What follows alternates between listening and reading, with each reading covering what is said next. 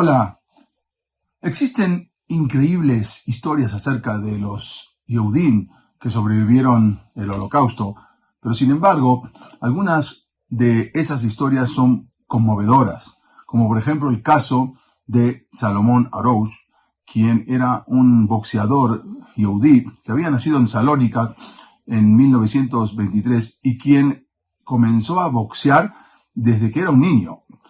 Con la ayuda de un entrenador profesional, Salomón llegó a convertirse en un campeón de peso medio con tan solo 17 años.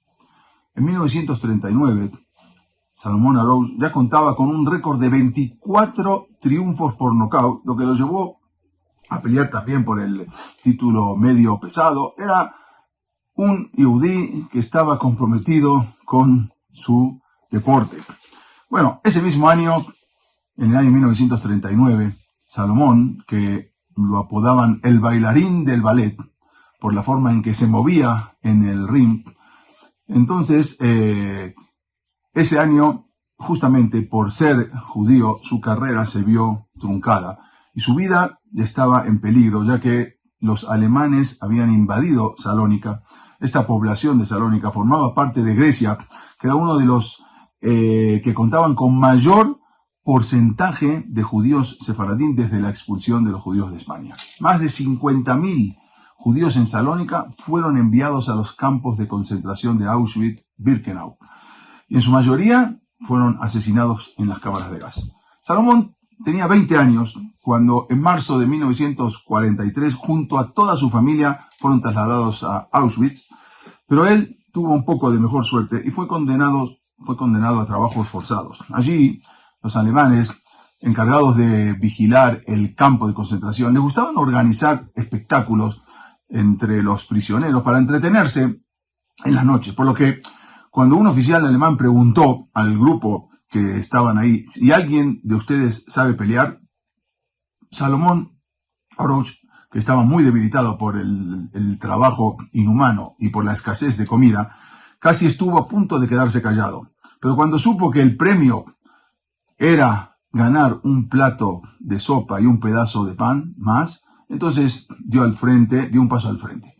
Sin ningún árbitro y con las únicas reglas de que la pelea terminaría cuando se deje nocaut al contrincante. Entonces, este joven judío disputó el combate contra otro prisionero y consiguió dejarlo nocaut en el primer asalto.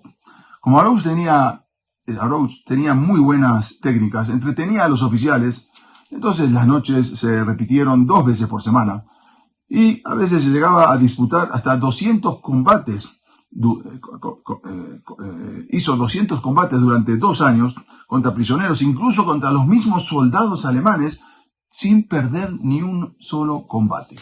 Entonces el oficial nazi lo recompensó, lo trasladó a la cocina, donde él podía alimentarse un poco mejor, y de paso aprovechaba para sacar comida y compartirla con sus compañeros cuando regresaba a la barraca por la noche. Salomón no solo combatió dentro del ring para sobrevivir, sino que se unió también a la resistencia en Auschwitz. Hubo una resistencia y formando parte de la resistencia incluso logró colocar un explosivo en uno de los hornos crematorios y los destruyó completamente. Fue un hecho que hizo demorar la maquinaria nazi, salvando de ese modo a muchos judíos de su destino final. Bueno, a raíz de este hecho, Salomón Aroush fue interrogado, fue torturado durante meses para que delatara a los demás compañeros. Sin embargo, nunca se rindió y nunca delató a nadie. Pero Salomón se había dado cuenta que aquel entretenimiento del cual en un principio se había beneficiado, ahora se había convertido en su tortura. ¿Por qué? Porque se dio cuenta que a los prisioneros que él derrotaba, de repente después desaparecían. Él sabía que estaba luchando por su vida, para divertir a los alemanes, pero se dio cuenta que con sus victorias estaba condenando a otros Yehudim prácticamente a la muerte, desaparecían. Entonces se negó a seguir peleando, aún sabiendo que arriesgaba su vida al no hacerlo, pero eso le valía mucho más y ya no peleó más.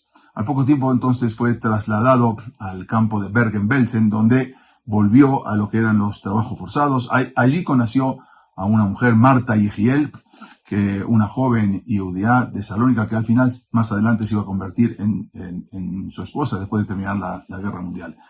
Cuando el 15 de abril de 1945 las fuerzas británicas liberaron el campo de Bergen-Belsen, entonces Salomón Aroush buscó a su familia y en el resto de los campos, pero ninguno de ellos había sobrevivido, por lo que junto a lo que luego se casó con su esposa, emigró a Eretz Israel en aquel momento que estaba bajo el mandato británico. Allí Salomón Aroush sirvió en las FDI y participó activamente en la independencia de Israel para luego convertirse en un hombre de negocios, formar toda una familia con hijos y con nietos. Más adelante, Salomón regresó a Auschwitz para asesorar a unos guionistas que estaban filmando una película con su historia. La película se llamaba El triunfo del espíritu, basada en su vida y en su supervivencia en Auschwitz.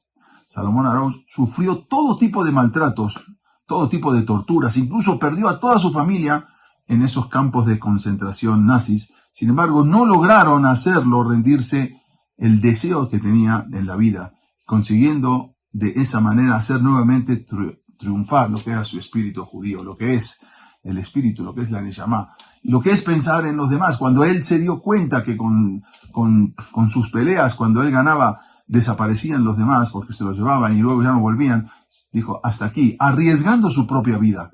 Esto es lo que es aún en esa situación dramática como uno debe pensar en los demás.